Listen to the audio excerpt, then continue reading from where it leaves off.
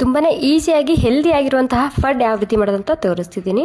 ಒಂದು 3 ಕಪ್ ಆಗುವಷ್ಟು ಅಕ್ಕಿ ಹಾಕ್ಕೊತಿದ್ದೀನಿ, 1 ಕಪ್ ಆಗುವಷ್ಟು ಉದ್ದಿನಬೇಳೆ, ಅರ್ಧ ಕಪ್ ಆಗುವಷ್ಟು ಹೆಸರುಬೇಳೆ, ಅರ್ಧ ಕಪ್ ಆಗುವಷ್ಟು ಕಡಲೆಬೇಳೆ, 1 ಚಮಚ ಮೆಂತ್ಯನ ಹಾಕ್ಕೊಂಡು ಕ್ಲೀನಾಗಿ ತೊಳ್ಕೊಂಡು ಒಂದು 4 ತಾಸು ನೆನೆಸ್ಕೊಂಡು ತೊಗೋಬೇಕಾಗುತ್ತೆ. 4 ತಾಸು ಆದಮೇಲೆ ಇದನ್ನು ಸ್ಮೂತಾಗಿ ರುಬ್ಕೊಂಡು ಮತ್ತೆ ಓವರ್ನೈಟಾಗಿ ಬಿಡಬೇಕಾಗುತ್ತೆ.